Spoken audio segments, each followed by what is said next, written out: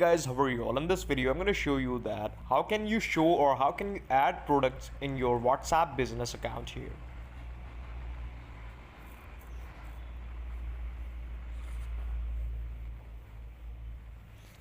How can you add photos or how can you add your products in your WhatsApp business account here.